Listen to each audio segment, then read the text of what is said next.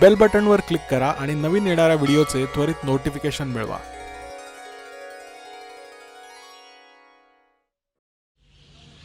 शांताकारं भुजगशयनं पद्मनाभं सुरेशं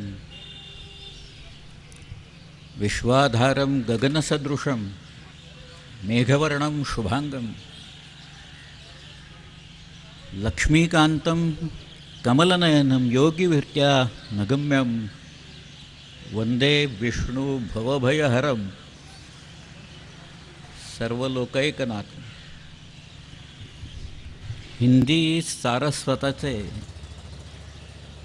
एक अतिशय अग्रगण्य असे कवी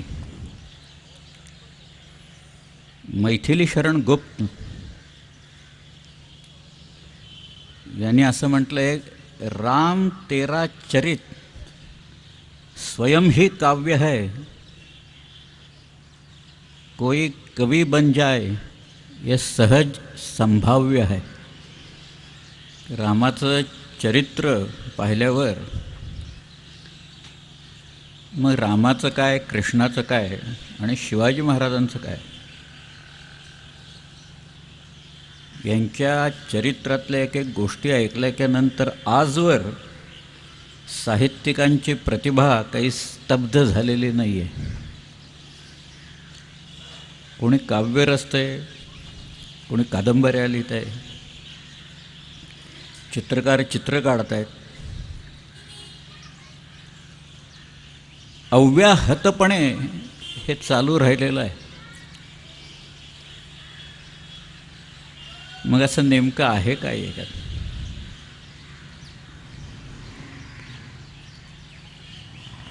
आपण रामाना आणि विशेषतः कृष्णाला ते पहा कृष्ण आले वगैरे असं काही कोणी म्हणत नाही कधी.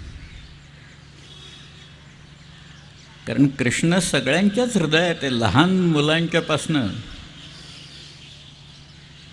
ते अगदी प्रौढांच्यापर्यंत कृष्ण हृदयात असल्याकारणानं सगळे त्याला एकेरीच हाका मारता येतात. रामाचं तर चरित्र इतकं विलक्षण आहे की शिवाजी महाराजांनी आपल्या मुलाचं नावही राम असंच ठेवलेलं आहे. त्यांना मिळालेली पदवी राजा ही पदवी आहे, ते काही नाव नाही आहे.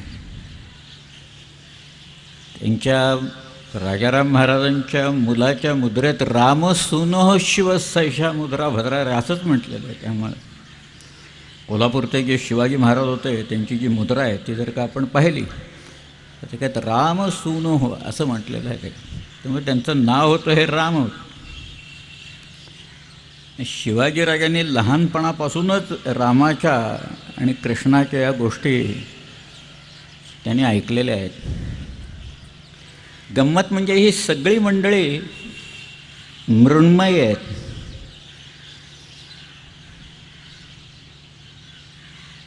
पण त्यांचं चरित्र आहे ते चिन्मय आहे.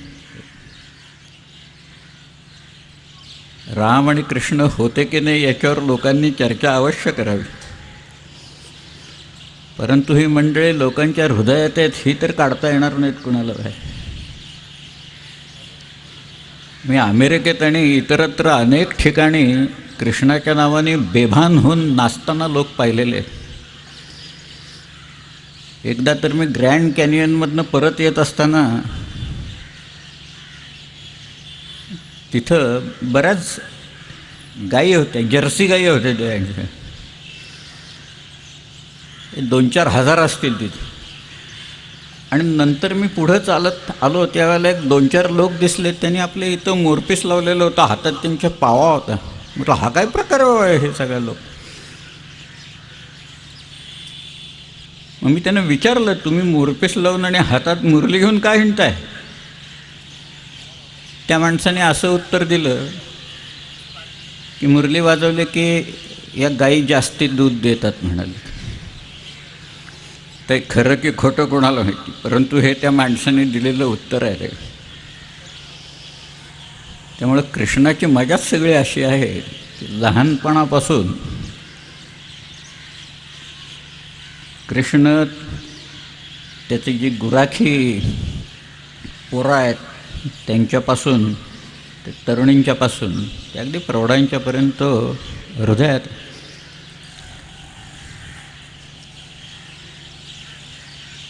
ही जी सगळी मंडळी आहेत त्यांच्याविषयी ज्ञानेश्वरांनी असं म्हटलेलं आहे, शब्द मावळलिया निवांत निजे, की हे जे शब्दच इथं मावळतात यांचं वर्णन करण्यासाठी शब्दच राहत नाहीत. कुणी मूकम करोती वाचालम असलं म्हटलं आहे, पण इथं वाचालम मूकम करोती अशी अवस्था होऊन जाते. इथं यांचं वर्णन करायला शब्द तोंडातून ओठातून स्फुटतच नाहीत, अशी परिस्थिती आहे. मग वर्णन काय करणार या लोक? पण आहे, मी एक एक गोष्टी आता ज्ञानेश्वरांचाच आधार घेऊन सांगतो, कारण काहीही अडचण आली की ज्ञानदेवांना विचारलं की त्याचं उत्तर आपल्याला तिथे मिळतं. म्हणून ज्ञानदेवांना विचारलं की बाबा साध्या आणि सोप्या शब्दात भगवंताची लक्षणं तुम्हाला सांगता येतील का? अगदी साधे. त्याच्यासाठी ज्ञानेश्वरी पूर्ण काही वाचायची आवश्यकता नाही. ज्ञानेश्वर म्हणाले मी 6च गुण सांगतो, फक्त 6 क्वालिटीज आहेत, बाकी काही नसलं तरी चालेल. भगवंताचं निवासस्थान तिथं असतं. ज्ञान, वैराग्य, ऐश्वर्य, यश, श्री, औदार्य हे 6ही सर्व गुण असती जेथ येणे कारणे भगवंत, असं ज्ञानदेवाने म्हटलेलं आहे. की हे 6ही गुण असतील, कारण हे 6 गुण असले की जीवनातली आसक्ती जाते, माणसाला आपोआप विरक्ती येते. आसक्ती येते पण ती परमेश्वराच्या भक्तीची आसक्ती आहे.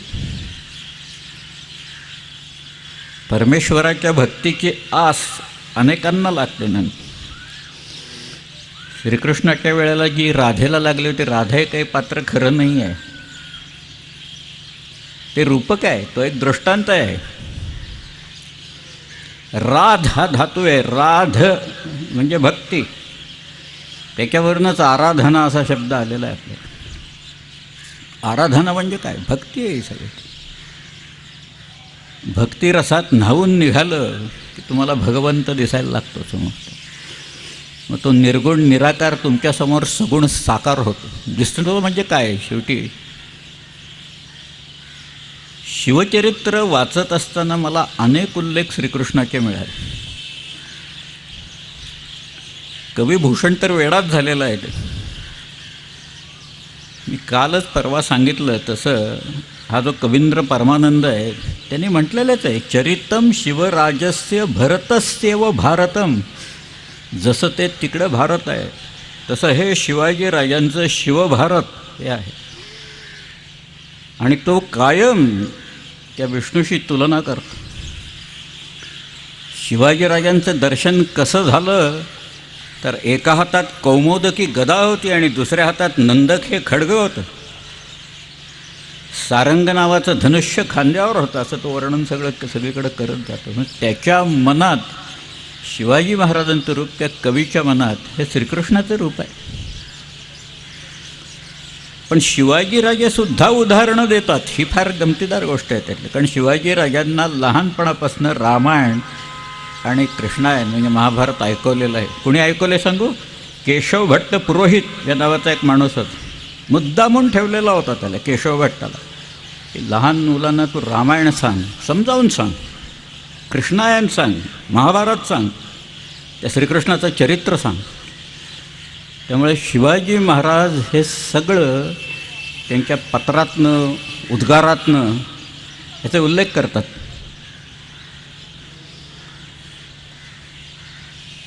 ज्ञान त्यांनी म्हटले. ज्ञान म्हणजे ते पुणे आणि मुंबई यातलं अंतर किती आहे, 160 किलोमीटर वगैरे, हे ज्ञान नाही आहे याचं उत्तर देणं. कौन बनेगा करोडपतीसाठी ते ठीक आहे तिथं, ती माहिती आहे हो, ते ज्ञान नाही आहे, केवळ माहिती आहे. इन्फॉर्मेशन आणि नॉलेज याच्यात फरक असतो सगळा. आपल्याला जे असते माहिती ती माहिती असते, ते ज्ञान नाही. तुम्हाला ज्ञानी व्हायचं असेल, ज्ञान मिळवायचं असेल तर आत्मज्ञान महत्त्वाचं आहे, अंतर्याम महत्त्वाचं आहे. हृदयाची कवाडं खोलल्याच्या नंतर जे दिसतं, थोडक्यात म्हणजे अंतश्चक्षू तुम्हाला पाहिजे. ते कसं तर तुम्हाला हे बघता, अंतश्चक्षू मिळाल्याच्या नंतर तुम्हाला श्रीकृष्ण सगुण साकार झालेलं दिसतं. ते को दाता, ते म्हणते कोण दाता सगळ्यात कोण आहे, तर दाता शिवाजी महाराज आहे. को जग पालनहार, जग पूछत उत्तर देत, शिवनृप हरि अवतार असं म्हटले. को दाता को रण चढो, को जग पालनहार, जग बूझत, बूझत म्हणजे विचारते, उत्तर देत मी, शिवनृप हरि अवतार. शिवाजी राजे आहेत ते, असं तो म्हणतोय की दाता सगळ्यात कोण आहेत, तो आहे. रणचढो म्हणजे रणांगणावर तो लढणारा आणि रणांगणापासून कधीही परावृत्त न होणारा असा कोण आहे. आणि को जग पालनहार, या जगाचा पालन करणारा कोण आहे. त्या कवीनं सांगितलं शिवाजी महाराज आहेत म्हणून. शिवाजी नृप शिवाजी आहेत असं त्याने सांगितलं. राजत है दिन राज को, कंस मथन प्रभु तंस, जामे पुनि पुनि अवतरे. तो सांगतोय की जे अंश हा कुणाचा आहे, की तो परत परत तो अवतार घेणारा त्या श्रीकृष्णाचा अंश आहे. कंसाला यांनी ज्या प्रकारे मारलं तसं आहे. त्यामुळं ज्ञान हे आत्मज्ञान आहे, पुस्तकी ज्ञान नाही आहे. मी तुम्हाला एक परवाची एक गोष्ट सांगणार होतो. एक दुर्ग सांगायचा राहिला माझा, आणि तो आम्हाला ज्ञानेश्वरीतच मिळाला दुर्ग. मी म्हटलं ज्ञानेश्वरी तुम्हाला सगळ्याला उत्तर देत. आम्हाला पहिल्यांदा काही कळे नाही ज्ञानेश्वर काय म्हणतात हे काही कळे ना, की ते तो कुंडलिनीचा टेंभा, अंधारी केला उभा, तयात सोजविले प्रभा निमथावरे. 12वा अध्याय काढून बघा, 41 ते 59 श्लोक आहेत. योग दुर्ग असं स्वतःच म्हटलं आहे त्यांनी, ज्ञानदेवाने. योग दुर्ग, योग दुर्ग म्हणजे काय तो, की लोकांना साध्या शब्दात सांगून कळणार नाही असं अनाकलनीय जे काही ज्ञान आहे ते मी तुम्हाला दृश्य स्वरूपात तुम्हाला आत्ता जे दिसतं आहे समोर सगळ्या ह्याच्यातलं, त्याच्यावरनं उदाहरणं देऊन तुम्हाला सांगतो. तुम्ही कधी तो किल्ला पाहिला आहे देवगिरीचा? देवगिरीचा यादवांचा एक विलक्षण दुर्ग, की मुहम्मद तुघलकालाही असं वाटलं की आपण दिल्लीहून राजधानी इथं घेऊन जावे बाबा, आणि मग तो इथं घेऊन आला. तो जो दुर्ग आहे देवगिरीचा, तो देवगिरीत दिसणारा दुर्ग आहे, लोकांनी पाहिलेला आहे. त्याचा आधार घेऊन ज्ञानेश्वर म्हणत आहेत कुंडलिनी नावाची जी शक्ती आहे ती शक्ती कशी आहे. ते तो कुंडलिनीचा टेंभा, त्या दुर्गात एक अंधारी नावाची जागा आहे बघा, 3.5 वेटोळ्यांची. तुम्हाला मशाल घेऊनच जावं लागतं. 6 मसाल्यांचा टॉर्च वगैरे असणं, काही उजेड बिजेड काही दिसत नाही तिथे.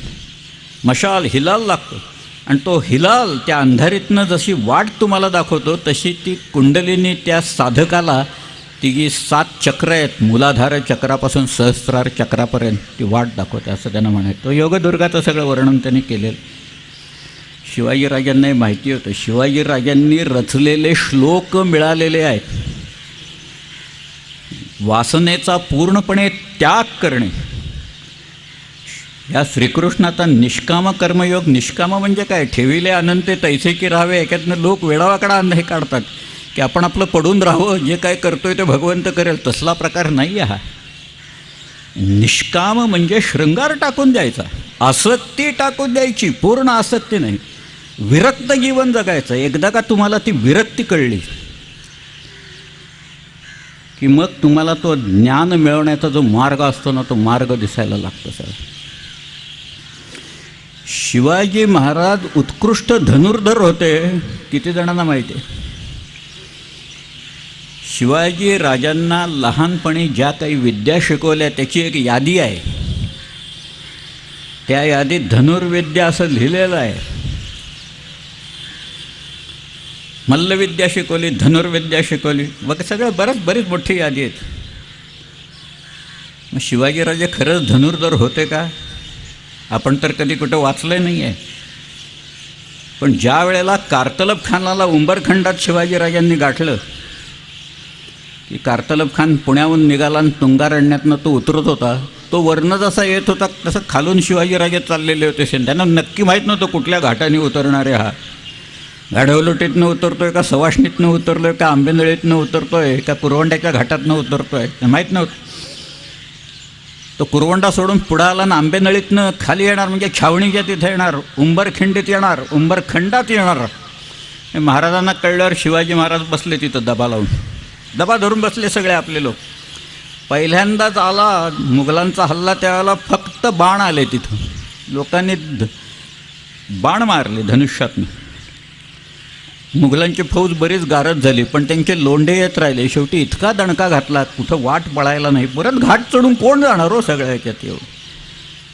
शरण यायला लावलं. पण त्यावेळेला शिवाजीराजांचं जे वर्णन आहे की त्या घोड्याचं वर्णन आहे, तो घोडाही बघा धिपाड छातीचा रुंद मानेचा असा तो घोडा आहे. त्याच्यावर शिवाजीराजे पूर्णपणे शुभ्र वस्त्र नेसून बसलेले आहेत, केशराचा शिडकावा केलेला आहे, शिरस्त्राण त्यांनी घातलेला आहे.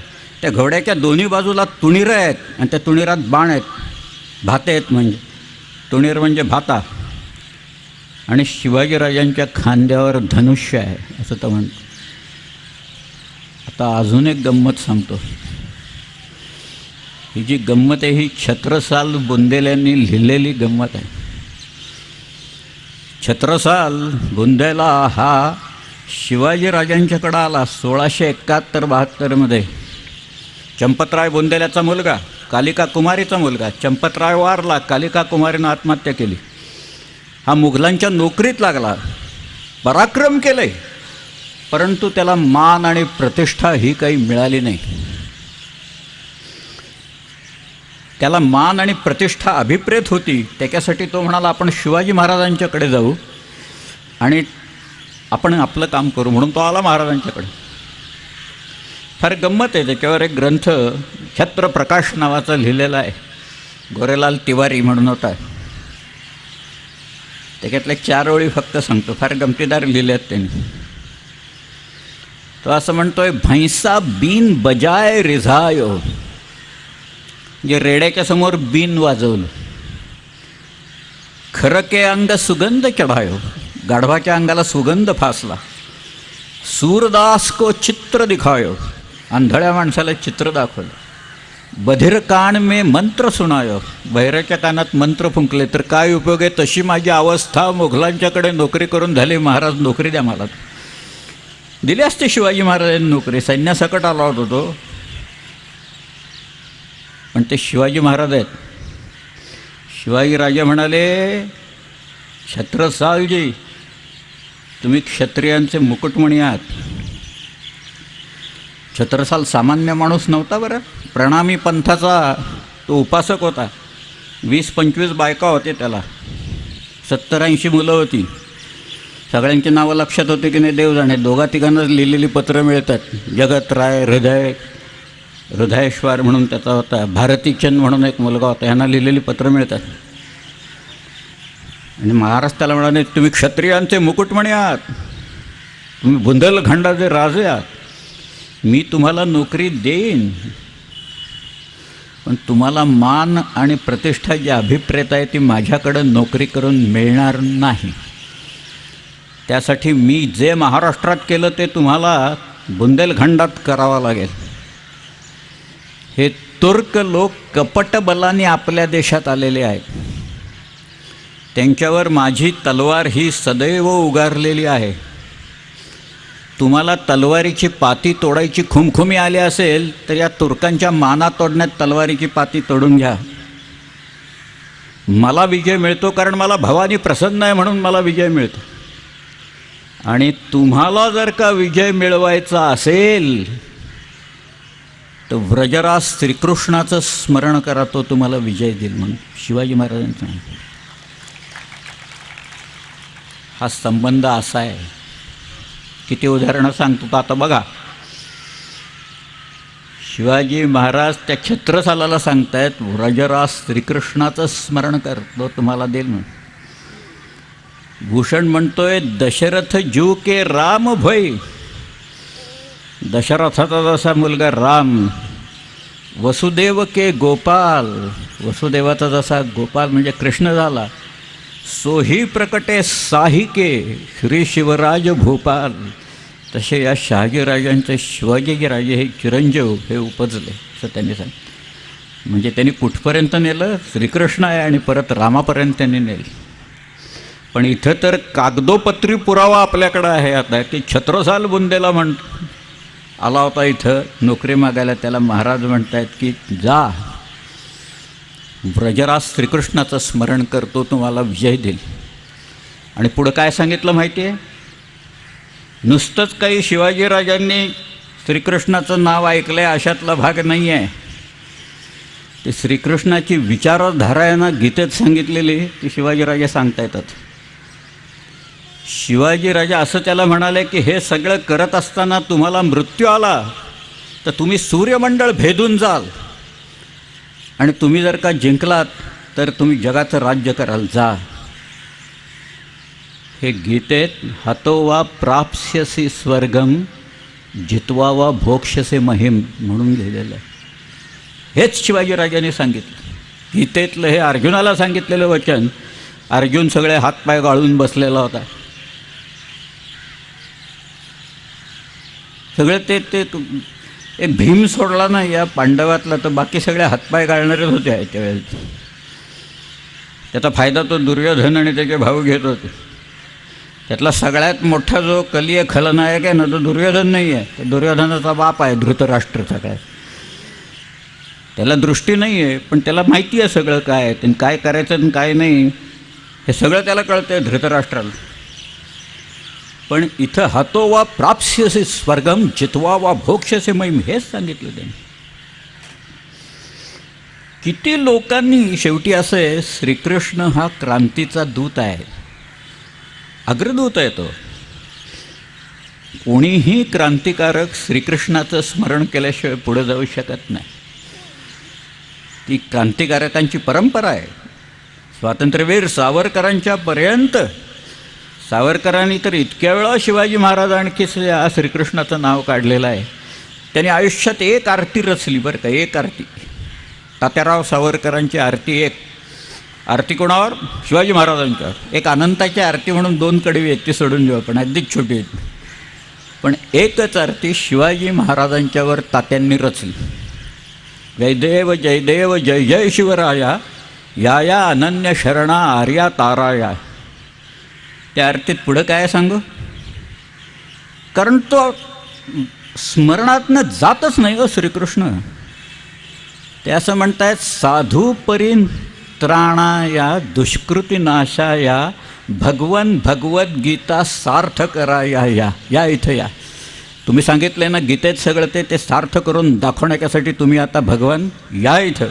कशासाठी? परित्राणाय साधूनाम विनाशायाच दुष्कृताम, असं तुम्हीच म्हणताय तिथं. धर्मसंस्थापनार्थाय संभवामी युगे युगे. मग या इथं साकार करायला या, असं आवाहन, एक विलक्षण आवाहन तात्याराव सावरकरांनी केलेलं आहे. ते तात्यारावांच्या त्यांच्या स्मरणातनं हे कधी जातच नाही. त्यांना की गाणं जे सुचलं ना, अनादि मी अनंत मी अवध्य मी भला, त्याच्यातसुद्धा ते असं म्हणताय त्याच्यात की अग्नी जाळी मजसीना खड्ग छेदितो. अग्नी मला जाळू शकत नाही, खड्ग मला छेदू शकत नाही. हे सुद्धा गीतेतलंच आहे सगळं, की शस्त्र मला इजा करू शकत नाही, कोणी मला मारू शकत नाही.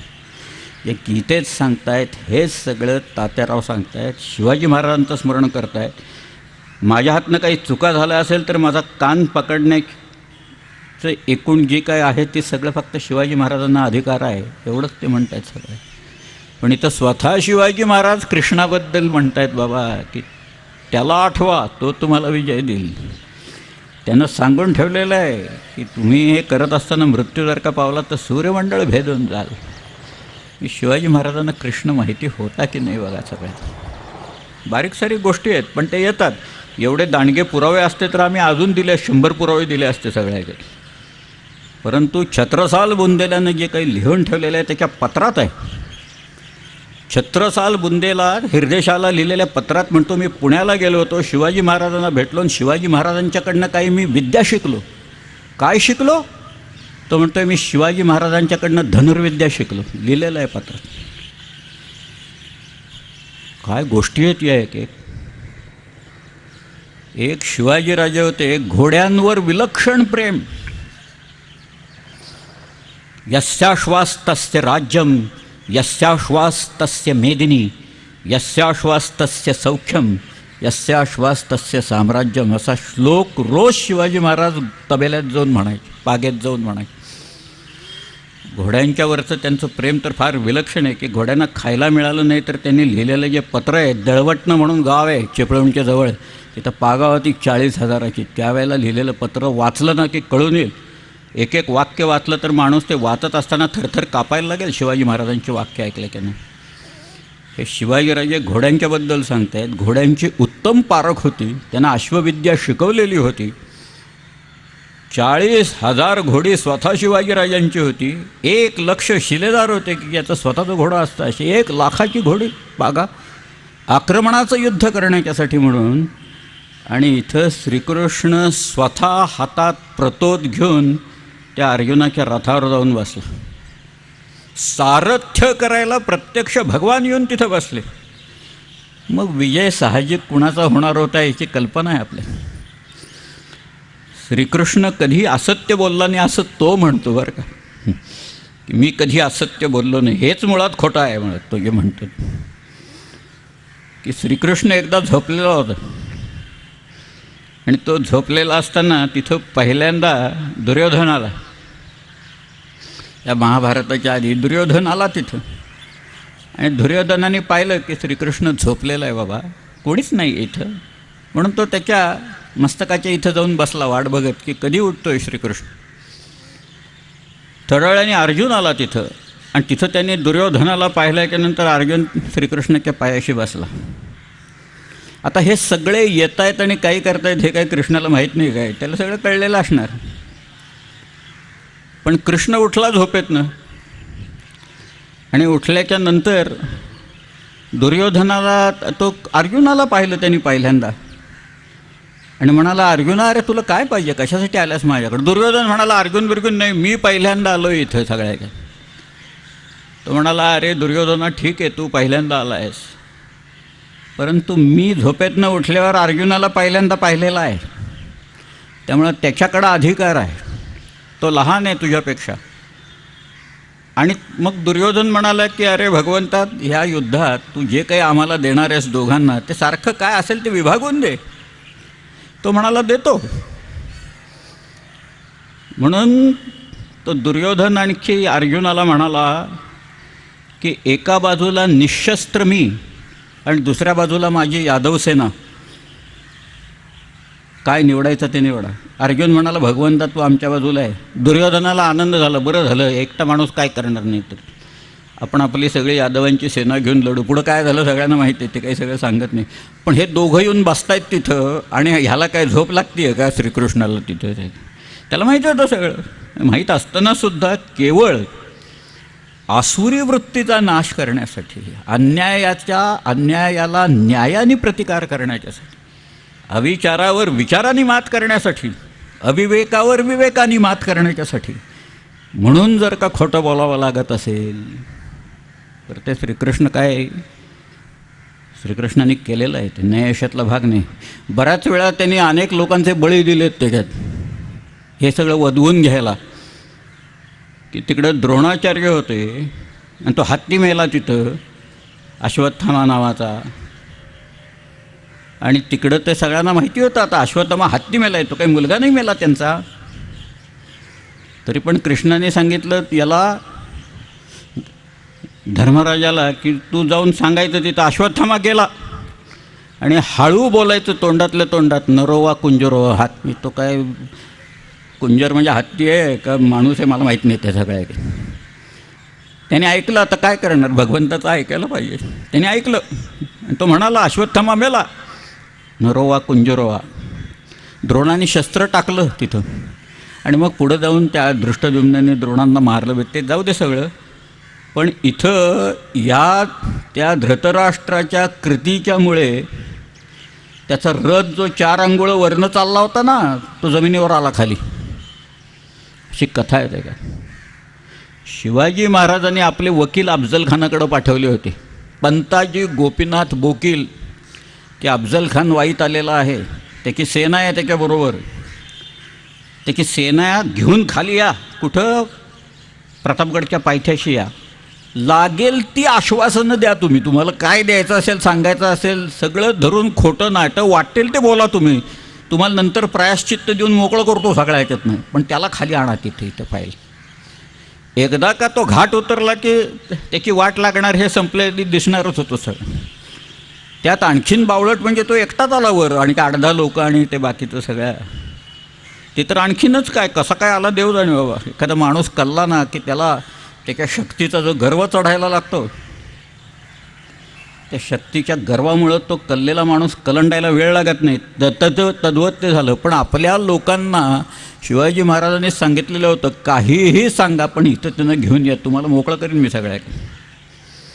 मग हे जे वर्तन आहे श्रीकृष्णाचं, म्हणजे श्रीकृष्णाचं दुर्योधन आपल्या या धर्मराजाला सांगून केलेलं आणि शिवाजी महाराज सांगून करतात, हे एकच आहे तो. पण ते कशाच्या विरुद्ध आहे? आसुरी वृत्तीच्या विरुद्ध आहे, आसुरांच्या विरुद्ध आहे, अविवेकाच्या विरुद्ध आहे.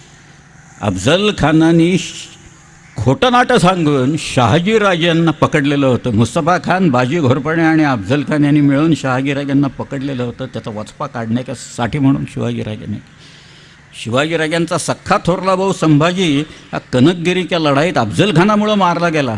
त्याचा सूड म्हणून शिवाजीराजांनी हे सगळं केलं. हे काय या सामान्य गोष्टी नाही आहेत, या पचायला जड जात आहेत त्याच्यात. पण या गोष्टी सगळ्या अशा आहेत. तो श्रीकृष्ण, त्याला घोड्यांची इतकी पारख होती की तो रथावर जाऊन बसला, प्रतोद घेतले त्याने हातात, अर्जुन त्या रथावर चढला आणि ते सगळं पाहिलं, गलित गात्र झाला अर्जुन. मग ती गीता सांगावी लागली त्याला. ती जी सगळी भगवद्गीता आहे ती केवळ गलित गात्र होणाऱ्या लोकांच्यासाठी नाही आहे, ती सगळ्यांच्यासाठीच आहे.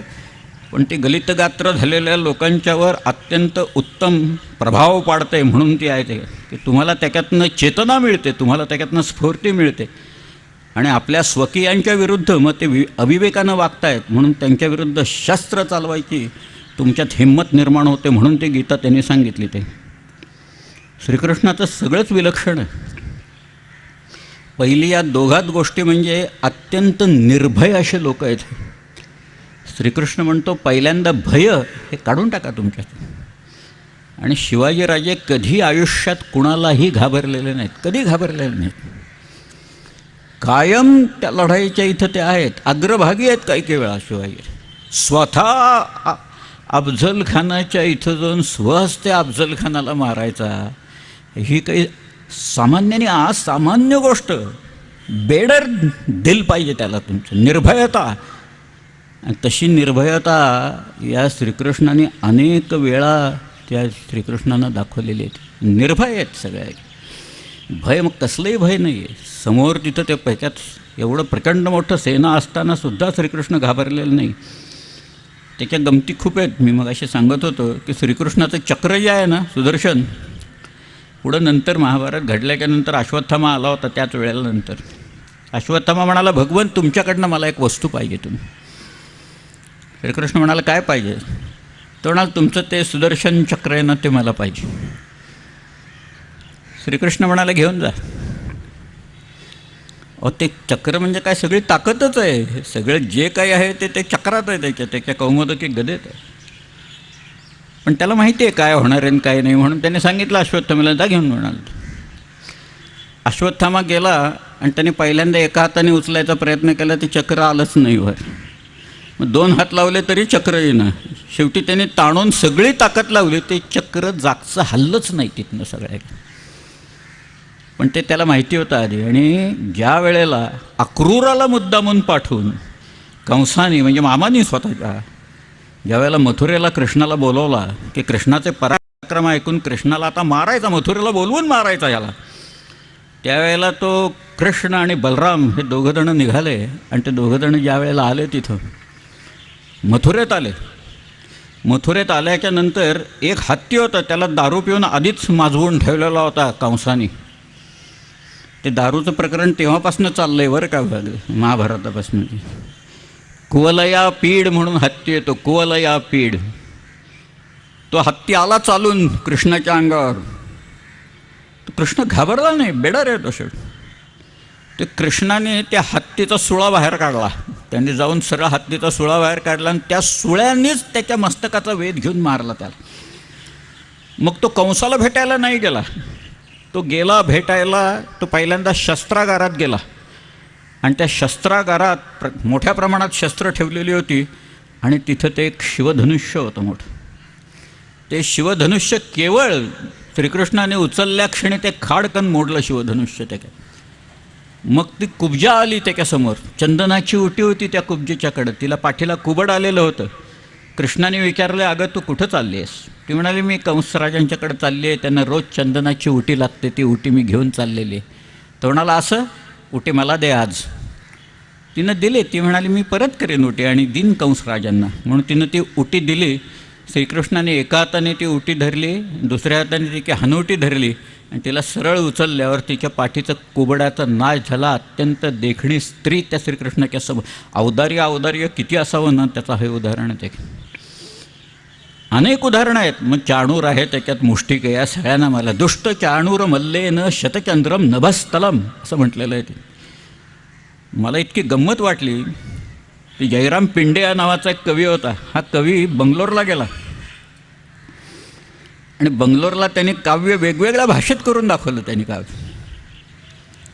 खूप गमतीदार काव्य आहे त्याचं. जगदीश विरंचिक पूछत है मी सृष्टी रची रखे कौन कहा.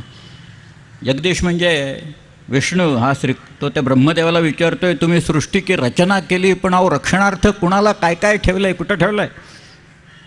तेव्हा तो ब्रह्मदेव म्हणाला, मी पूर्वेला आणि पश्चिमेला सूर्य आणि चंद्राला ठेवलेलं आहे आणि उत्तर दक्षिण रक्षण को इथं साह जो है उतं साह जहाँ. उत्तर आणि दक्षिणेच्या रक्षणाला इथं शहाजीला ठेवलं आणि तिथं शहाजहानला ठेवलं. शहाजीराजे ऐकून विलक्षण खुश झाले. त्या कवीनं असं लिहिलं आहे, 12 भाषा ललित शाह नरेश्वराने. हे स्वतः शहाजीच 12 भाषांचा पंडित आहे. 12 भाषा ललित शाह नरेश्वराने आकर्णिले. ऐकलं सगळं. मज म्हणे मृदुल स्वराने ऐसे सिकोन कवी जे मजला पाहती त्या लागी देईन धुरंदर मत्त हत्ती. मी त्याला हत्ती देईन. दिला हत्ती. तो हत्तीवर बसून पुढं तंजावरला गेला. राजे त्याला म्हणाले की एखाद्या कवीची प्रतिभा ही तो कुठल्या भाषेत काव्य करतो ह्याच्यावर अवलंबून असून तो समस्यापूर्ती कशी करतो ह्याच्यावर अवलंबून आहे. आणि स्वतः शहाजीराजांनी कुठली समस्या टाकावी त्या कवीला, जयराम पिंडेला? शतचंद्रम नभस्थलम, संस्कृतमधली समस्या टाकली. जी दुष्ट चाणूर मल्लेन शतचंद्रम नभस्थलम असं म्हटलं. ती शहाजीराजांनी टाकलेली समस्या त्या कवीनं सोडवली पुढं. परंतु हे जे संस्कृत आहे, ती भाषा आहे, ती शहाजीराजे आहेत, ती शिवाजीराजे आहेत. तो प्रतोद घेऊन घोड्यांचा इथं बसलेला आहे. एक गुण मात्र सगळ्यांचा तो सांगितलेला लोकांनी, घोड्यांवरचं प्रेम तर जाऊ दे, पण रामदास स्वामींनी असं म्हटलंय, पहिले ते हरिकथा निरूपण. म्हणजे काय पाहिजे तर हरीची कथा, त्याचं निरूपण तुम्ही ऐका सगळ्यात. मग ते हरिवंश असेल आणि काही असेल, त्याच्यात तुम्ही ते वाचल्याच्यानंतर ऐकल्याच्यानंतर तुम्ही हरीचे होऊन जाल. दुसरे ते राजकारण. राजकारण आहे ते नंतर आहे. आणि मग काय, तिसरे ते सावधपण. सावध, कायम सावध. त्या सावधतेपायी शिवाजीराजे औरंगजेबासारख्या माणसाच्याकडनं इथं निघून आले. किती सावध असावं माणसाने. आग्रा 1500 किलोमीटर आहे राजगडापासून. आणि हा औरंगजेब काय साधा माणूस आहे का? औरंगजेबाने बापाला कैदेत घातलं, बहिणीला कैदेत घातलं, स्वतःच्या थोरल्या मुलाला मारलं त्यांनी, सगळ्या भावांना मारून टाकलं आणि मग गादीवर आलेला तो. अशा औरंगजेबाच्याकडं जाऊन शिवाजीराजे एकही माणूस न गमावता, एकाही माणसाचा जीव न गमावता शिवाजीराजे राजगडाला परत येतात. ही गोष्ट सावध असल्याशिवाय होणार नाही का? त्यांना हाताशी जी माहिती आहे, त्यांचं जे ज्ञान आहे त्याच्याबद्दल, शिवाजी राजांच्या राज्याचे नकाशे काढून पर्वतराय नावाच्या माणसांनी काढलेले नकाशे औरंगजेबाला दाखवले, म्हणजे नकाशे होते त्यावेळेला तिथं. शिवाजी राजांना वाटेत सुटले 17 ऑगस्टला, म्हणजे नद्या भरलेल्या आहेत पाण्याने सगळ्या, आणि वाटेत सरळ आलं तर किती नद्या आहेत मोठमोठ्या.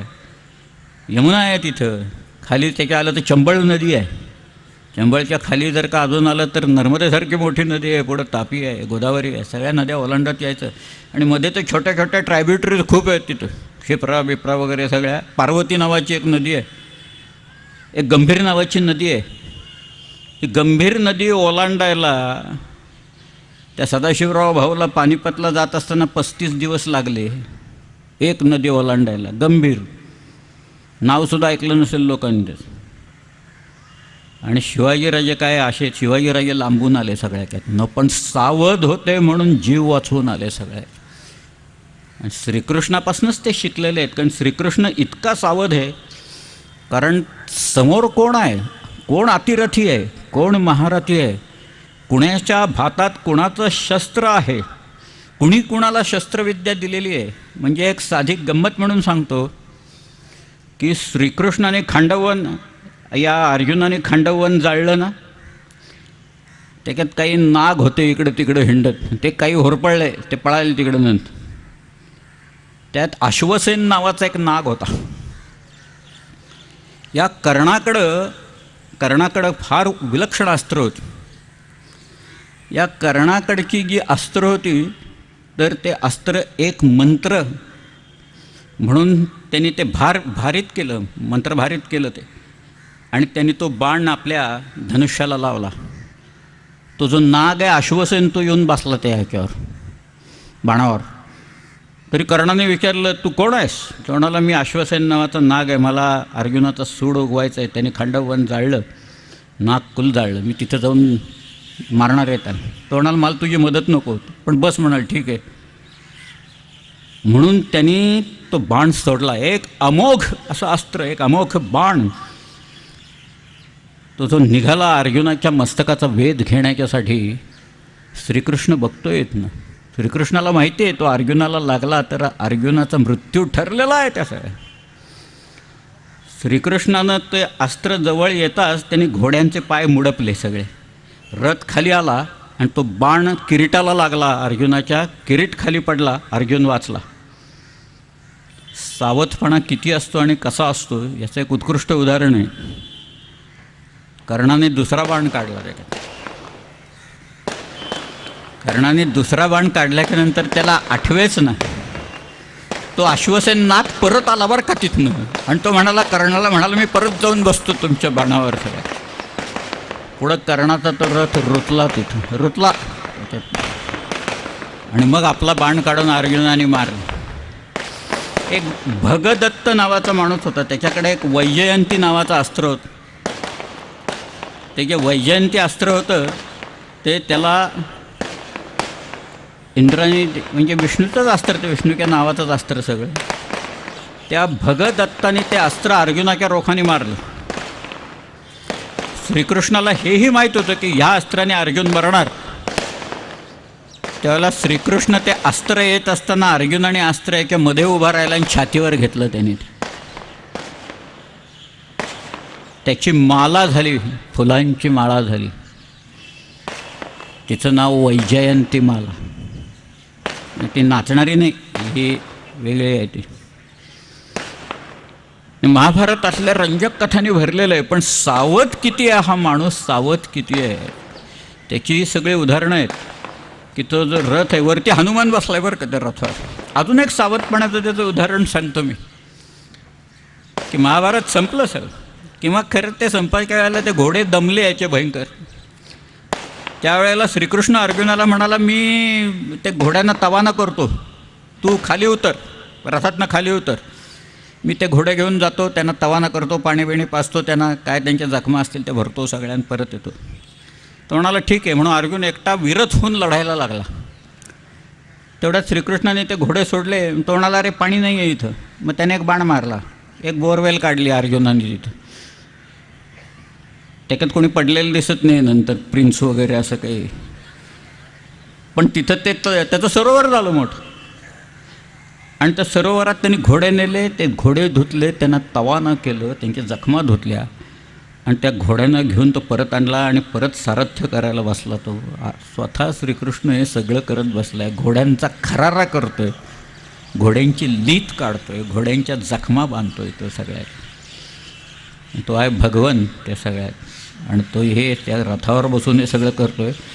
शेवटी ज्या वेळेला हे संपलं, सगळे मारले गेले, कौरवांचा नाश झाला, त्यावेळेला श्रीकृष्ण मारुती गेला वरनं उडून, मारुती निघून गेला. त्यावेळेला अर्जुनाला श्रीकृष्ण म्हणाला, तू उतर खाली आता. तो म्हणाला, नाही नाही अरे भगवंता तू उतर पहिल्यानं. म्हणून मी नाही उतर, तू उतर. मग अर्जुन उतरला. अर्जुन उतरल्यानंतर श्रीकृष्ण उतरला, क्षणिक तो रथ जळून गेला. त्यावेळेला श्रीकृष्ण म्हणाला, हा रथ आधीच जळालेला होता, केवळ माझ्या शक्तिकेमुळे ठेवला होता. मी उतरलो असतो तर रथ जळाला असता आणि रथाबरोबर तोही जळाला असतास म्हणाल. तसं ही जे सावधानता आहे, हे सावधपण आहे, सावधपण शिवाजी महाराजांच्याकडं त्यांच्या नसानसातनं होतं साहेब. आणि म्हणूनच त्यांनी इतक्या लोकांशी झुंज दिली. औरंगजेबा काही सामान्य माणूस नाही.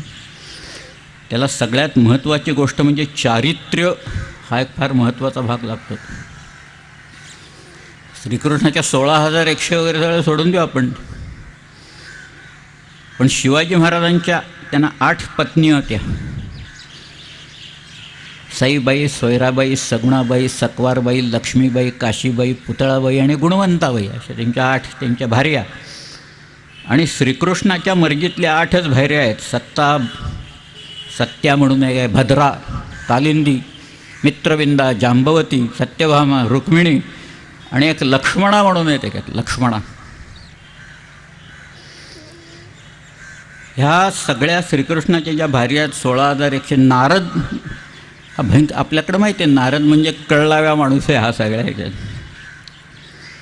नारद मुनी एकदा आले कृष्णाकडं, म्हणाले, अहो भगवान तुमच्या 16,108 म्हणताय, एखादी कुणाचा हात धरून पळून गेली तर काय करणार म्हणाले तुम्ही ती.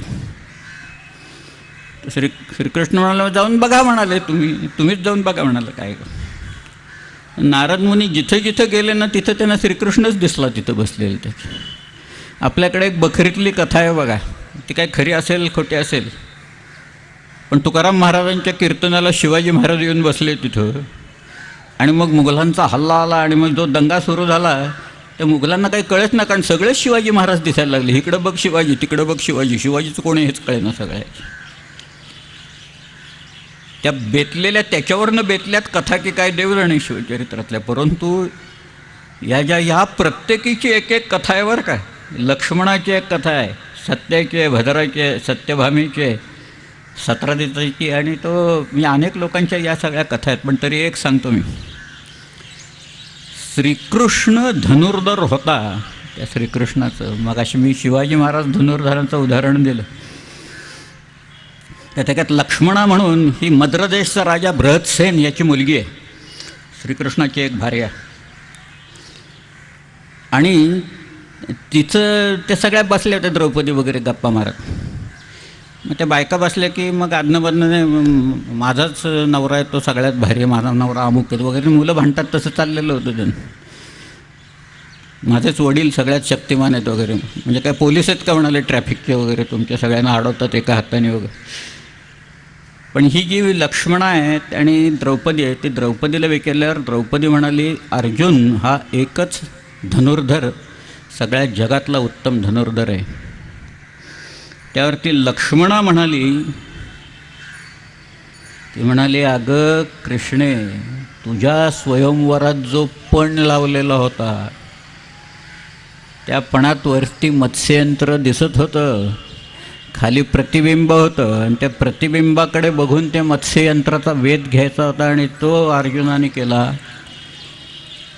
म्हणाली, माझ्या स्वयंवराच्या वेळेला हे असंच चाललेलं होतं, पण लावलेला होता, मत्स्ययंत्रही होतं तिथं, यंत्राचं प्रतिबिंब दिसत होतं, यंत्राचा आवाज येत होता, पण ते यंत्र कुठे ते काही दिसत नव्हतं सगळ्यात. म्हणाले अनेक लोक आले, कुणाला धनुष्य उचललं गेलं नाही. कर्ण आला, कर्णाने बाण मारला, तो लागला नाही. अर्जुन आला, अर्जुनाने बाण मारला, तो बाण चाटून गेला. आणि तो बाण चाटून गेल्याच्या नंतर अर्जुनाला सुद्धा तो भेद करता आला नाही. सगळे शेवटी थांबल्याच्या नंतर श्रीकृष्ण उठले. म्हणाले श्रीकृष्णाने ते धनुष्य हातात घेतलं, त्याच्यावर प्रत्यंचा चढवली. श्रीकृष्णाने त्या खाली ते प्रतिबिंब पाहिलं आणि तो बाण सोडला आणि श्रीकृष्णाने लक्षवेध करून टाकलं. या जगातला सर्वश्रेष्ठ धनुर्धर श्रीकृष्ण आहे. सचिन हा तो भगवंत आहे, त्याला सगळ्याच विद्या येत आहेत, त्याला पुढचं दिसतंय, सावध आहे तो. सावध किती सावध असावा त्याचं अजून एक उदाहरण सांगतो आणि पुढं जातो मी. हा जयद्रथ होता ना, जयद्रथ अभिमन्यूला मारणारा जयद्रथ जो आहे, आणि अर्जुनाने प्रतिज्ञा केली की उद्या त्या सूर्यास्ताच्या आधी मी जयद्रथाला मारेन, नाहीतर मी स्वतः मरेन म्हणून. त्यावेळेला श्रीकृष्ण म्हणाला मी रथ माझा आपला जो आहे तो मी जयद्रथाच्या जवळ नेतो, मी माझ्या मायेने सूर्यास्त घडवतो, आणि त्यावेळेला जयद्रथ समोर असेल, तू जयद्रथाला मार. पण तो मारत असताना तू एक काळजी घे अर्जुना, की त्याचं मस्तक जे आहे तो त्याचा बाप, त्या बापांनी काही तपस्या करून वर मागून घेतलेले आहेत की याचं मस्तक ज्याच्यामुळे जमिनीवर पडेल तो जळून खाक होईल म्हणून. तर तू जयद्रथाचं मस्तक मारल्याच्या नंतर ते मस्तक बाणाने उडवत उडवत त्याचा बाप तिथं तपस्या करत बसलेला आहे त्याच्या मांडीवर पडेल असं कर. अर्जुनाने बाण लावले, श्रीकृष्णांनी रथ आणून उभा केला. तो उभा केल्याच्या नंतर तिथं बाण ह्याने मारला, त्याचं मस्तक उडवलं जयद्रथाचं, आणि ते मस्तक फिरवत फिरवत ते शेवटी जयद्रथाच्या बापाच्या मांडीवर पडलं. काय पडलं बघितलं आणि त्याने बाजूला केले पाय, आणि ते मस्तक जमिनीवर लागलं आणि जयद्रथाचा बाप जळून खाक झाला सगळ्या. याला सावधपण, तिसरे ते सावधपण सर्वांविषयी जे काही आहे ते असं. एक अजून कला आहे, नेतृत्व असतं, विलक्षण नेतृत्व आहे या दोघांचं. शिवाजी महाराजांचं नेतृत्व खरं म्हणजे सांगायला नको, पण लीडिंग जे असतं, स्वतः नेतृत्व कसं करायचं आणि कोणी करायचं. शिवाजीराजांनी अफजलखानाच्या वेळेला केलंच. शायस्ताखानाच्या वेळेला स्वतः शिवाजीराजे परत गेले, गोटात गेले. 70,000 लोकांच्या गराड्यात शायस्ताखान बसलेला असताना किती लोक असतील शिवाजी महाराजांच्याकडे गेलेले? असतील 200-400 हजार, 70,000 तर नव्हते. पण स्वतः शिवाजीराजे गेले तिथं. लीडिंग बाय एक्झाम्पल म्हणतात ते. स्वतः शिवाजीराजांनी लीडिंग बाय एक्झाम्पल म्हणून स्वतः शिवाजीराजे तिथे गेले. ते नेतृत्व एवढं खंबीर, एवढं निर्भय की स्वतःच्या कृतीतनं आपले अनुयायी निर्माण करण्याची क्षमता असली पाहिजे सगळ्या. ती शिवाजीराजांनी केलीच आहे आणि त्या श्रीकृष्णानेही केली. पण या सगळ्यांच्याकडे एक उत्कृष्ट वक्तृत्व असतं. पुण्यात आमच्याकडं वक्तृत्वोत्तेजक सभा नावाची एक सभा आहे, ते वसंत व्याख्यानमाला वगैरे करतात. मी एकदा मुद्दामून त्यांना म्हटलं होतं की जो स्पष्टपणे वक्तृत्वोत्तेजक सभा असं म्हणेल ना त्यांनाच बोलवा इथं व्याख्यानाला, बाकी काही बोलू नका म्हटलं. कोणी नाही म्हणता येतो लोकांना, प्रश्न जाऊ देतो तो नाही. पण वक्तृत्व या दोघांचं इतकं विलक्षण होतं. सावरकरांनी लिहिलं आहे की मी श्रीकृष्णाची भाषणं पाठ केलेली आहेत, सगळे सभा पर्वातली आणि सगळ्यातली भाषणं पाठ केलेली आहेत. श्रीकृष्ण शिष्टाई करायला म्हणून जो गेला जमीन मागायला, की पांडव आता परत आलेले आहेत, लाक्षागृह झालं, वनवास झाला, अज्ञातवास झाला. त्या अज्ञातवासात याला ते बल्लवाचं रूप घ्यावं लागलं ना, अर्जुनाला तर बृहन्नडेचं रूप घ्यावं लागलं तिथं, की अर्जुन नर्तन शिकवायला लागला त्या. आणि हे सगळे परत आले. त्यांना तुम्ही 5 गावं द्या, थळपत, सोनपत, इंद्रपत आणि पानिपत एक गाव आहे त्यातलं, बरं काय. पानिपत एक गाव, त्या गावात 5 गावातलं. म्हणाल काय नाही, सुईच्या अग्रावर मागेल एवढी भूमी सुद्धा मी देणार नाही म्हणाला. मग आणि तो म्हणाला तू एकटा आलायस, मी तुला आत्ता पकडलं तर काय करशील? तो श्रीकृष्ण हसला फक्त. ज्ञानेश्वरांनी फार छान लिहिलं. ज्ञानेश्वर म्हणतायत, चंद्र तेथे चंद्रिका, शंभू तेथे अंबिका. त्यामुळे मी जर काय तर माझ्या भोवती सुरक्षा कवच माझ्याबरोबरच आहे, काय ते कुठं जाणार नाही. ते याला उमगलं, दुर्योधनाला उमगलं की आपण कोणाविषयी बोलतोय आणि काय करतोय. परंतु श्रीकृष्ण तिथनं बाहेर आल्यावर त्यांनी आपल्या रथात कर्णाला घेतलं. आता हे सगळं जे मी सांगतोय हे श्रीकृष्णाला करायची काही गरज नाही आहे, पण तो त्या कर्णाला काय सांगतोय बघा. तो म्हणाला, कर्णा, तुझ्या आयुष्यातली एक अत्यंत गुप्त गोष्ट मी तुला सांगणार आहे. तू या पांडवांचा सगळ्यात मोठा भाऊ आहेस आणि तू त्या असत्याचा पक्ष घेऊ नकोस, तू या सत्याचा पक्ष घे. तुझ्या भावांच्याकडं तू ये. कर्ण म्हणाला, नाही, मी शब्द दिलेला आहे सुयोधनाला, मी त्याच्याकडं जाईन. त्यांनी प्रचंड प्रयत्न केला श्रीकृष्णाने. त्याच्यात एक गोष्ट त्यांनी काय सांगावी. तो म्हणाला, द्रौपदी देखील तुला मिळेल ह्याची मी व्यवस्था करतो म्हणून. हा कोण श्रीकृष्ण सांगणार द्रौपदी कर्णाला मिळेल म्हणून? ती सांगितलं त्यांनी, कारण द्रौपदी ही अत्यंत देखणी अशी स्त्री होती त्यावेळेस. ती सुद्धा मी तुला मिळेल याची व्यवस्था करतो. कर्णाने ऐकलं नाही. श्रीकृष्णानं दाखवलेल्या कोणत्याही प्रलोभनाला कर्ण बळी पडला नाही त्याच्यात. मग श्रीकृष्ण तिथनं आला निघून. पुढे झालं सगळं महाभारत. शिवाजी महाराजांनी मिर्झाराजाला एक पत्र लिहिलेलं होतं. ते मिर्झाराजाला त्याने सांगितलं, तो यवनाधम बसला आहे दिल्लीत, तिथं तुम्ही आणि आम्ही हिंदू आहोत सगळे, आपण एकच आहोत. आपण सगळे मिळून पहिल्यांदा त्या यवनाधमाचा काटा काढू, औरंगजेबाचा. मी तुम्हाला दिल्लीची पातशाही तुमच्या ताब्यात देतो. तुम्ही बादशाह व्हा, तुम्ही राजा व्हा, तिथे येऊन राज्य तुम्ही करा, मिळवण्याची जबाबदारी आमची. हे संभाजीराजांनी रामसिंगाला लिहिलेल्या पत्रात आहे की माझं सर्वस्व मी पणाला लावायला तयार आहे या सगळ्या. मिर्झाराजाच्या आयुष्यात आणि त्यांच्या एकूण कुळात गुलामगिरी इतकी गेलेली होती, रक्तात मिसळली होती की कोणी आले नाही तिकडे. पण शिवाजी महाराजांनी तोही प्रयत्न केला. दिल्लीच्या तख्ताचं एक प्रलोभन ह्यानं दाखवलं सगळ्याच्यात. मिर्झाराजा काही बदला नाही त्या सगळ्या. द्रौपदी जशी बदली, आपल्या कर्ण जसा बदला नाही, तद्वतच मिर्झाराजा बदला नाही. पण त्या श्रीकृष्णाची भाषणं वाचा, विलक्षण भाषणं आहेत. ते श्रीकृष्ण केली आहेत का व्यासांनी लिहिली आहेत देव जाणे ते सगळं. पण ज्यांनी कोणी लिहिलेली आहेत ना, त्याला आयुष्याचं स्वार कळलेलं, सगळं सार त्याला पूर्ण पाठ आहे. व्यास असतो ना, व्यास हा वर्तुळाच्या मध्यातनं जातो बघा, आणि तो आपल्या हृदयगर्भातनं जातो, म्हणूनच त्याला व्यास म्हटलेला आहे. तसं हृदयाचा ठाव घेणारा तो जो आहे त्याला व्यासपीठ आपण कशासाठी म्हणतो. व्यासांना का आपण एवढा मान देतो या सगळ्याच्यात. पण श्रीकृष्णाच्या भाषणातला काहीच भाग मी सांगतो तुम्हाला. सगळं सांगणं शक्य नाही, भाषणं पाठ आहेत, किती सांगायची आणि काय नाही असं होऊन जाईल ते. पण 10वा अध्याय काढा तुम्ही, इथेच आहे. हे जे सगळं चाललेलं आहे ना, त्याच्यात तो अर्जुन भांबावलेला आहे बरं का. महाभारतात सगळ्यात भांबावलेला माणूस कोण असेल तर तो अर्जुन आहे. सगळ्या प्रलोभनाला बळी जाणारा द्यूतापासनं कोण जर का असेल तर तो धर्मराज आहे.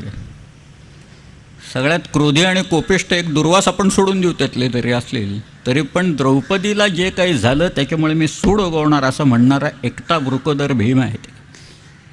नकुलसुद्धा आधी पडला त्या स्वर्गाला जाताना, कारण त्याला स्वतःच्या सौंदर्याबद्दल विलक्षण गर्व होता म्हणून तो पडला तिथे. परंतु श्रीकृष्ण त्या 10व्या अध्यायात म्हणतो अर्जुनाला की तू आत्ता मला, आत्ता मामी भावंड आहेत दोघंजण, म्हणाल तुम्हाला विचारतोयस ना की मी कोण आहे, आता उत्तर देतो मी. तो सारखं विचारत होता, अरे तू आहेस तरी कोण, तू आहेस तरी कोण. पहिल्यांदा त्यांनी त्याच्यात भगवन असं म्हटलेलं आहे, की कोण आहेस भगवंता, तो सांग मला. आणि मग तो सांगायला सुरुवात करतो, ज्याला विभूती योग असं म्हटलेलं आहे. कृष्ण असं म्हणाला, आदित्यातला सूर्य मी आहे, नक्षत्रातला चंद्र हा मीच आहे, मासातला मार्गशीर्ष हा मी आहे, ऋतूतला वसंत हा मी आहे, नद्यातली जान्हवी ही मीच आहे, पर्वतातला हिमालय हा मीच आहे, पशुतला सिंह हा मीच आहे, पक्षातला गरुड हा मी आहे. असं तो सगळ्या विभूती सांगतो. तो तुम्हाला आयुष्य देणाराही मीच आहे आणि तुमचं आयुष्य हिरावून घेणाराही मीच आहे. माझ्या एका अंशाने मी हे अवघं चराचर व्यापून राहिलं असं ते म्हणतो. काय भाषा आहे हो! ही काही वल्गना नाही आहे, ही नुसती वल्गना नाहीच आहे, पण ती जी भाषा आहे ती भाषाच ह्याची एवढी विलक्षण आहे श्रीकृष्णाची. त्या शांतीपर्वात सभापर्वातली भाषा जर का असेल तर आपण काढून पाहाल. आणि शिवाजीराजे जे आहेत ते शिवाजीराजांची जी पत्रं आहेत त्या पत्रातली भाषा बघा. शिवाजीराजांचे बखरीतले काही उल्लेख आले ते अवश्य वाचा. बखर आता उत्तरकालीन असतील, पण शिवाजीराजांचा हा जो भाऊ आहे व्यंकोजी तो त्यांच्यापेक्षा 2 वर्षांनी लहान आहे. सावत्र भाऊ आहे व्यंकोजी. शिवाजीराजे त्याला भेटायला गेले दक्षिण दिग्विजयाच्या वेळेला आणि त्याला त्यांनी सांगितलं की आपण शहाजीराजांचेच पुत्र आहोत दोघंही, तुम्ही तुकाई साहेबांच्याकडनं झाला, आम्ही जिजाऊचे पुत्र आहोत. शहाजीराजांना महाराज साहेब म्हणायचे, त्यामुळे शिवाजीराजेसुद्धा महाराज साहेब म्हणतात की महाराज साहेबांना जाऊन 13 वर्ष झाले आणि या 13 वर्षात त्यांचं जे काही होतं ते तुम्ही एकट्याने खाल्लं आहे. सर मी सुद्धा मुलगा आहे, मलाही मिळायला पाहिजे, त्यांची बिरुद मला मिळायला पाहिजे, त्यांची वस्तू ज्यात अर्धी आहे ती मला मिळायला पाहिजे. आणि ते कशासाठी मागत होते? महाराज साहेबांची आठवण म्हणून शिवाजीराजे फक्त मागत होते की महाराज साहेबांची आठवण म्हणून मला हे पाहिजे तुमच्याकडून. आणि मग व्यंकोजीराजे होते, एका देवळात भेट झाली. कोलेरून नावाच्या नदीच्या काठी ते देऊळ आहे. व्यंकोजीराजे देतो करतो बघतो असं म्हणाले आणि व्यंकोजीराजे रातोरात पळून गेले बरं का तिथनं, तंजावरला पळून. एक अजून खपला एक माणूस, लग्न झालं म्हणजे गेला अजून एक वाया त्या सगळ्या घेतला. पण शिवाजीराजे सकाळी त्यांना कळल्याच्या नंतर राजे असं म्हणाले, अरे काय निमित्त पळाले, आम्ही त्यास काय धरीत होतो काय? धाकुटे ते धाकुटे, बुद्धी धाकुटी केली. अरे आम्हास बिरुदांची काय गरज? आमची बिरुदे तो अष्टदिशास लागलेली आहेत. अवघ्या समुद्र वलयांकित पृथ्वीवर आपली कीर्ती झालेली आहे. हे शिवाजी महाराजांचे शब्द आहेत. ते आमची बिरुदे तो अष्टदिशास लागलेली आहेत. काय भाषा आहे ती! शिवाजीराजांचं सामर्थ्यच एवढं होतं या सगळ्या ह्याच्यातलं. विलक्षण सामर्थ्य, शाब्दिक सामर्थ्य आणि कर्तृत्वाचं सामर्थ्य, ज्ञान आहे. पण तरीसुद्धा जीवनाबद्दल आसक्ती नव्हती, धनाचा लोभ नव्हता. स्त्रियांच्या बाबतीत चारित्र्य शिवाजीराजांचं अत्यंत उज्ज्वल होतं. तेही श्रीकृष्णाच्या बाबतीत आहे सगळ्या की श्रीकृष्ण ज्या वेळेला अर्जुनाचा नातू या अश्वत्थाम्याने ब्रह्मास्त्र वापरलं ना आणि त्या उत्तरेच्या पोटातला गर्भ जो होता तो गर्भ मृत निपजला, त्याचा सगळ्याचा आळ कृष्णावर घेतला लोकांनी की तुझ्यामुळे आणि तुझ्या याच्यामुळे हे मूल आहे ना, हे मूल जन्मता मृत निपजलेलं आहे. तर श्रीकृष्ण म्हणाला थांबा. आणि पुढं काय म्हणाला तो म्हणाला की मी आयुष्यात कधी असत्य भाषण केलं नसेल, मी कधी युद्धापासून परावृत्त झालो नसेन, मी आयुष्यात ब्रह्मचर्य व्रताचं पालन केलं जर का असेल तर हा मुलगा जिवंत होईल. मुलगा जिवंत झाला. तसा आहे. शब्दाचं सामर्थ्य काय हे जे आहे तो सांगतोय ते सगळं. पण त्याला आसक्ती नाही आहे. 16,108 जरी असल्या तो एक 16,108 आपल्या योगातल्या शरीरातल्या नाड्या आहेत ना त्याच्याशी संबंध आहे त्याचा. तुम्ही जर का योग वाचला जर का पूर्ण तर त्या योगातल्या ज्या काही नाड्या आपल्या शरीरात सांगितल्यात त्याचाच अर्थ 16,108 संख्या आहे. त्याच्या भार्यांच्याबद्दल मी तुम्हाला तरी सांगितलं की शिवाजीराजांचं सगळ्यात आवडते भार्या म्हणजे सईबाई साहेब होते. सईबाई साहेबांनी वेळोवेळी त्यांना उपदेश केलेला आहे. सईबाई साहेब दिसायला नितांत सुंदर होत्या. निंबाळकरांची मुलगी होती ती. आणि सईबाई साहेब ज्या वेळेला शहाजीराजे तिथं अटकेत पडले असताना आता करायचं काय की शहाजीराजांना सोडवायला जायचं तर हा सगळा स्वराज्याचा खेळ बंद करावा लागतो आणि स्वराज्य चालू ठेवायचं असेल तर शहाजीराजांचा बळी जातो वडिलांचा. अशी परिस्थिती निर्माण झालेली असताना सईबाई साहेब त्यांच्याकडे आल्या आणि म्हणाल्या की स्वारीसही वाचवावे आणि राज्यही राखावे, ते तुम्हा जमेल करा. हा जो विश्वास आहे, हा विश्वास शिवाजी महाराजांच्या मनात ठासून भरण्याच्यासाठी सईबाई साहेब तिथं आल्या. भार्या पाहिजे ते अशी पाहिजे ते सगळ्या भार्या आपल्या पतीच्या मनात विश्वास निर्माण करणारी. अर्धांगी म्हटले कशासाठी म्हटले सगळ्या ह्याच्यात, तेवढ्यासाठी म्हटले की पती की सुखदुःख जे काही असेल सगळं ते सगळं मी बरोबर आपण शेअर करू सगळ्या ते विभागून मी सहन करेन तुमच्याबरोबर सगळं. द्रौपदीशी लग्न ज्या वेळेला झालं स्वयंवराला एवढे राजे जमलेले होते, अत्यंत विलक्षण देखणी होती रुक्मिणी, विदर्भाची कन्या रुक्मिणी. श्रीकृष्णही गेला होता तिथं. श्रीकृष्णालाही द्रौपदी आत्मा आवडत होती, आपल्या रुक्मिणी आवडत होती. रुक्मिणीनं पत्रही लिहिलेली होती. पण रुक्मिणी असं म्हणाली कृष्णाला की हे बघा, मी तुमच्याबरोबर पळून येणार नाही, ते बरोबर दिसणार नाही. तुम्ही मला इथनं पळवून नेऊ नका, तेही बरोबर दिसणार नाही. तुम्ही इथं जमलेले सगळे राजे राजवाडे जे कोणी आहेत, अतिरथी महारथी आहेत, त्यांचा पराभव करा आणि मला इथनं घेऊन जा. अशी मोठी भव्यतेनं घेऊन जा त्याच्यावर. श्रीकृष्णांनी सगळ्यांचा पराभव केला. कर्णापासनं सर्व लोक तिथं होते सगळ्या, या सगळ्यांचा पराभव एकट्या श्रीकृष्णाने केला तिथं. आणि श्रीकृष्ण अत्यंत शानदारपणे त्या रुक्मिणीला घेऊन आपल्याबरोबर आला, वैदर्भीय कन्येला घेऊन आला. हे पराक्रम जसे आहेत, पण एवढा असून, एवढ्या भार्या असून श्रीकृष्णाच्या चारित्र्याला कोणी दोष देत नाही बघा. भोगून या 16 सहस्त्र नारी, अजून तो ब्रह्मचारी. तुकारामच म्हणतात, तुकाराम महाराजांच्यासारखा एक विलक्षण माणूस या भूमीत होऊन गेला. मला लोकांनी गेले काही दिवस एवढी पुस्तकं दिली, तिथं मीना गोडखिंडी बसल्यात, त्यांनी मला त्या डोंबिवलीचा इतिहास दिला. काल दीपक नरवणेंनी माझ्या हातात एक एवढा मोठा ग्रंथ दिला, तो वाचायला म्हटला तर किती दिवस लागत आहेत मला. दुर्गेश परुळेकर इथं आहेत, त्यांनी 2 पुस्तकं त्यांची दिली. मी घरी गेल्यापासनं रात्र पहाटेपर्यंत काही चालत होतं आणि वाचतच होतो सगळ्या. काही मिळते का त्याच्यात, आपल्याला काही मुद्दे मिळत आहेत का सगळ्या याच्यातनं, हेच ते बघत होतो. पण तुकाराम महाराज हे काही सामान्य माणूस नाही.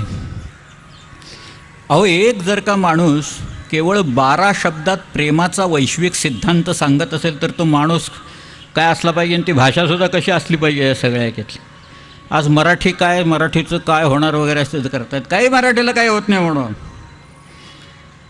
मराठी काही सामान्य भाषा नाही, अमृतातही पैजा जिंकणारी ही भाषा आहे सगळ्याची. परंतु तुकाराम महाराज असं म्हणतात बघा, प्रेमाचा वैश्विक सिद्धांत आहे, याच्यावर कोणी पेपर वाचला तर जगात डोक्यावर घेऊन नाचतील तुम्हाला लोक. तुकाराम महाराज म्हणतात, प्रेम ना ये बोलिता ना दाविता ना सांगता, अनुभव चित्ता चित्त जाणे. हा 2 मनांचा अनुभव आहे. बोलून दाखवता येत नाही, दाखवता येत नाही. It cannot be told, it cannot be shown, it cannot be described. हा 2 मनांचा अनुभव आहे. 4 शब्द त्यातले अक्षरं एकाक्षरी आहेत शब्द त्यात.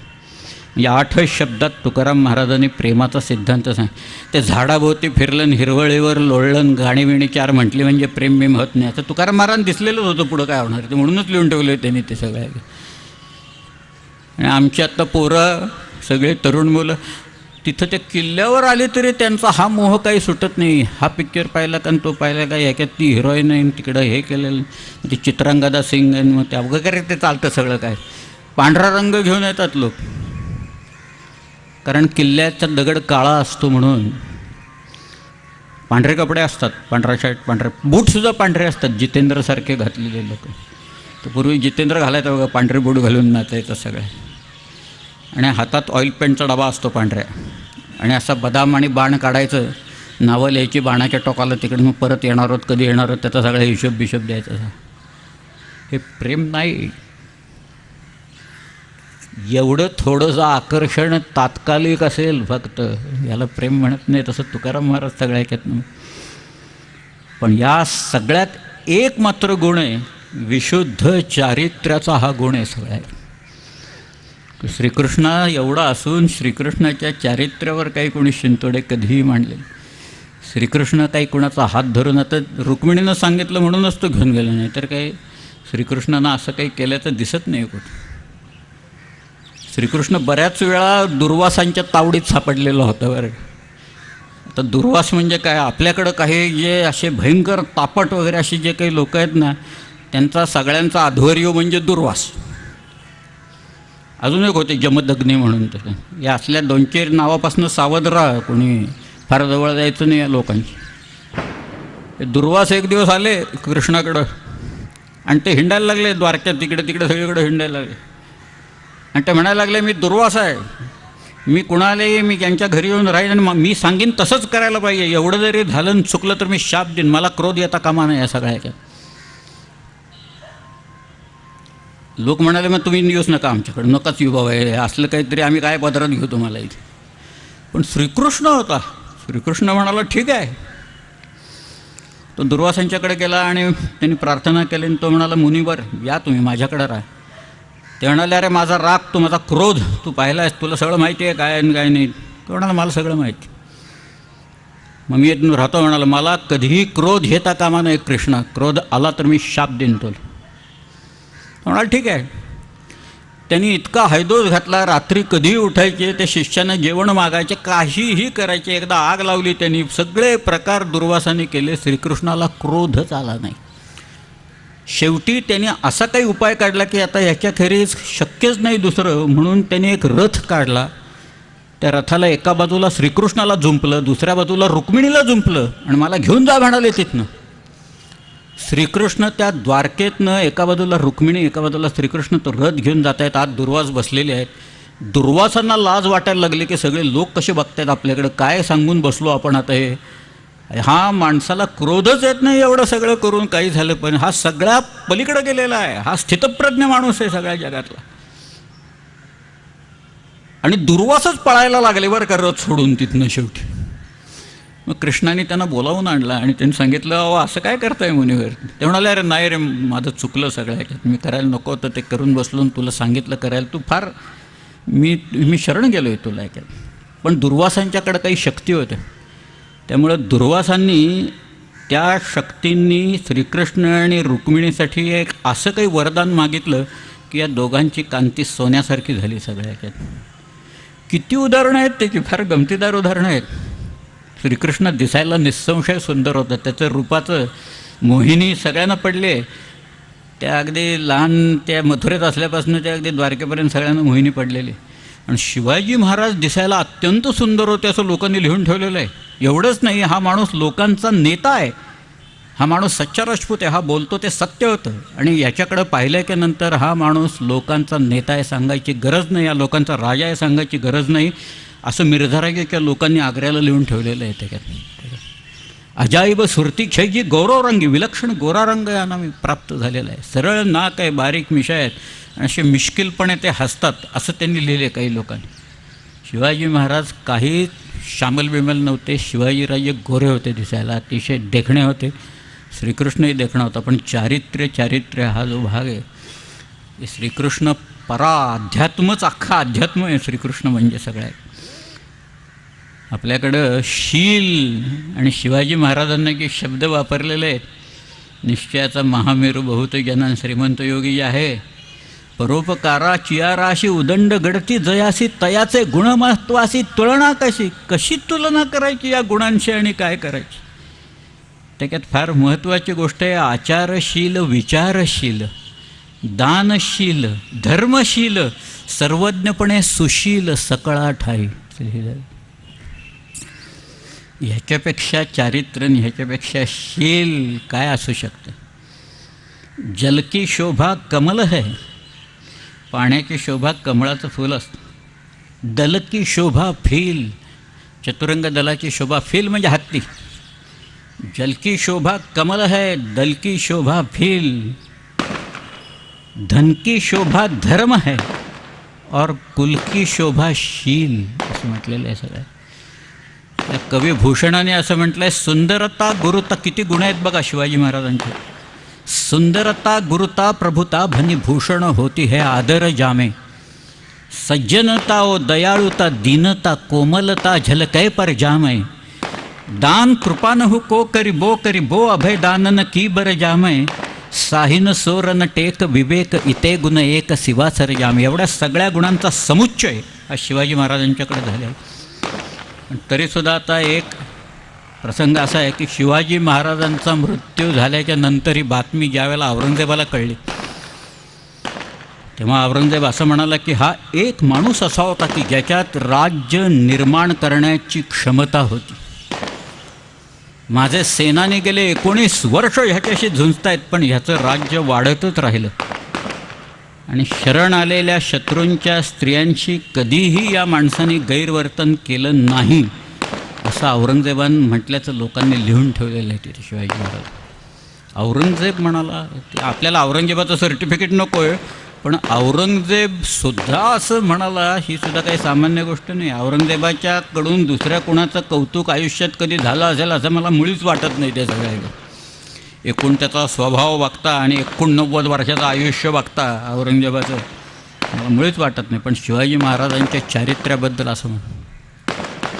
तुम्हाला मी आता खरी गोष्ट नाही, पण ही जीच वाक्य आहेत ती थोडीशी नाट्यातनं आलेली आहेत, पण अतिशय समर्थपणे मांडलेले आहेत. म्हणून मी तो प्रसंग तुम्हाला सांगतो की औरंगजेबाचा दरबार भरलेला आहे. औरंगजेबाचे मनसबदार उभे आहेत, म्हणजे उजव्या हातावर डावा हात ठेवायचा आणि खाली मान घालून उभं राहायचं. कुणी हू की चू करायचं नाही बरं का, शब्द काढायचा नाही. तुम्हाला अर्ज करायचा असेल तर अर्ज बेगी नावाचा प्रकार असतो, त्याच्याबरोबर तो अर्ज द्यायचा. तिथं शिवाजी महाराज कडाडले होते, म्हणजे काय झालं असेल त्या दरबारची अवस्था देव जाणे. पण एका बाजूला त्याचे शहाजादे आहेत, म्हणजे पोरं उभे आहेत औरंगजेबाची, आणि त्यांना ते सगळं समजावून सांगतो येतो. आणि औरंगजेबाच्या अलकाबाचे नारे चाललेत, म्हणजे हजरत सलामत, किबला ए दीनो दुनिया, अबुल मुझफ्फर मोईउद्दीन मोहम्मद औरंगजेब शहनशाह गाझी आलमगीर बहादर, अलकाब चाललेत ते.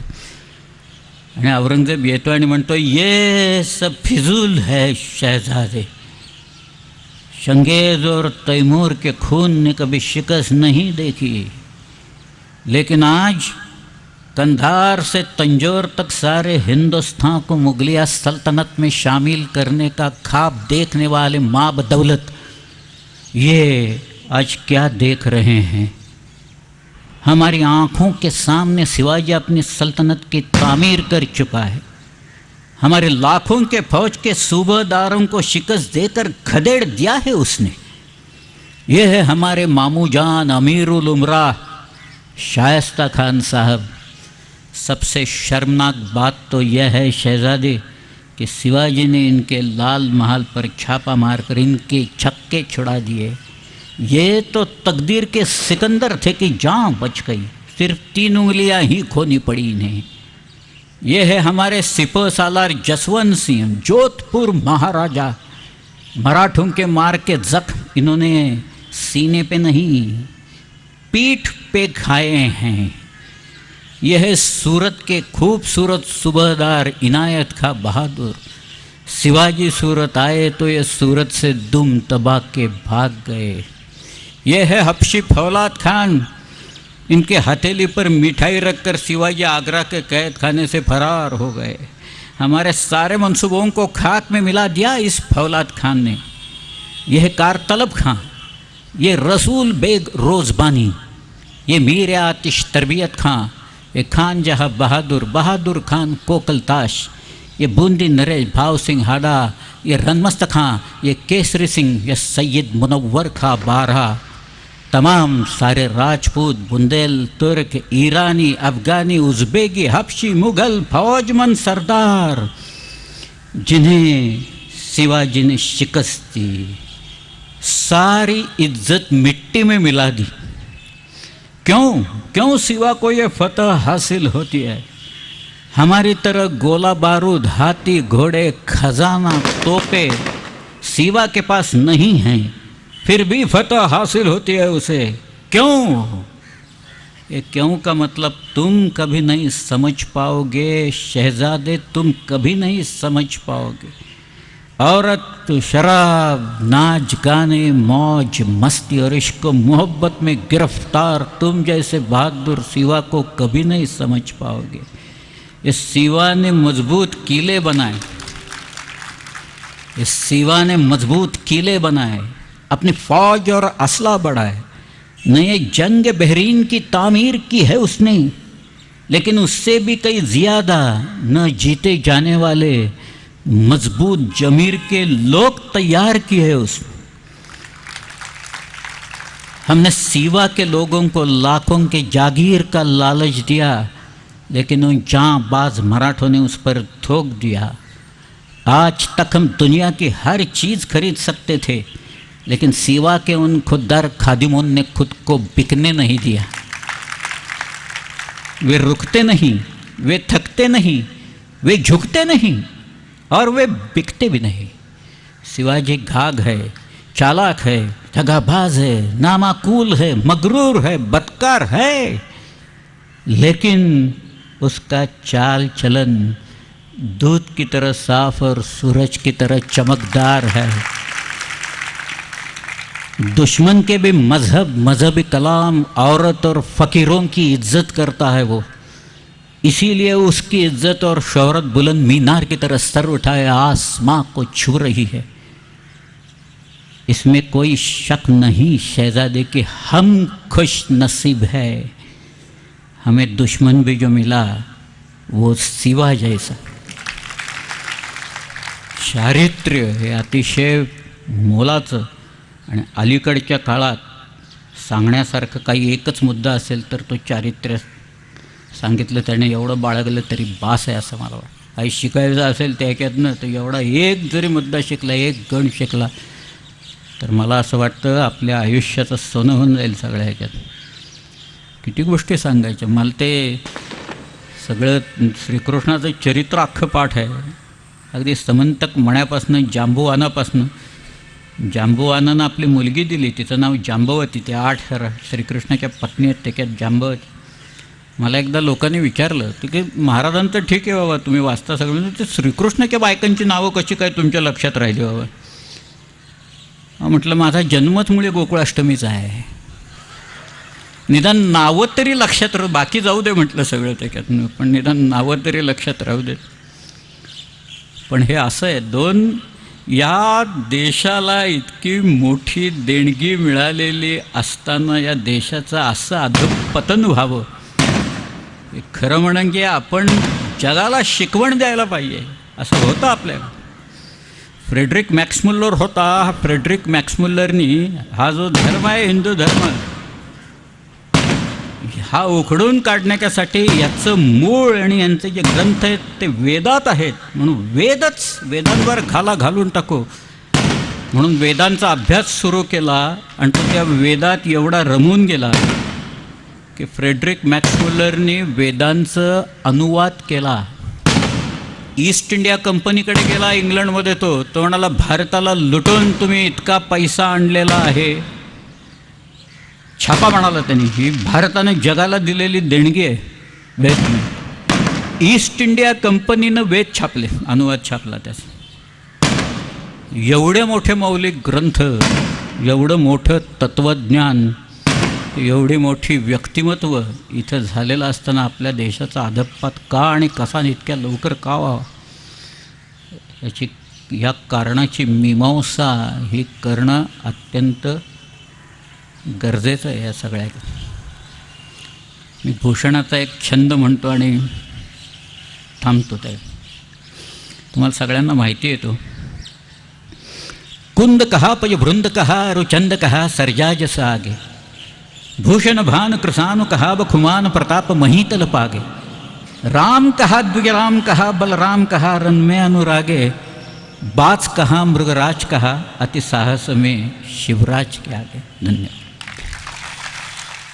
आम्ही आशा करतो की हा व्हिडिओ आपल्याला नक्की आवडला असेल। हा व्हिडिओ आवडला तर नक्की लाईक करा, नाही आवडला तर डिसलाईक करा, पण आपल्या मित्रांसोबत हा व्हिडिओ शेअर करायला मात्र विसरू नका। आपले हे आवडते यूट्यूब चॅनल मराठा हिस्ट्री नक्की सबस्क्राईब करा। यूट्यूबसोबतच आम्ही आता टेलिग्राम, फेसबुक आणि ट्विटर या ॲप्सवरतीही उपलब्ध आहोत। आपल्या स्क्रीनवर दिसणाऱ्या सोशल हँडल्सवरती तुम्ही आम्हाला फॉलो करू शकता. व्हिडिओच्या शेवटी आम्हाला सपोर्ट करणारे आमचे पेट्रियन्स, त्यांचे मनपूर्वक धन्यवाद. तुम्ही आमचे पेट्रन्स होऊ शकता. त्याकरता व्हिडिओच्या शेवटी येणाऱ्या पेट्रियनच्या लिंकवरती क्लिक करा. धन्यवाद.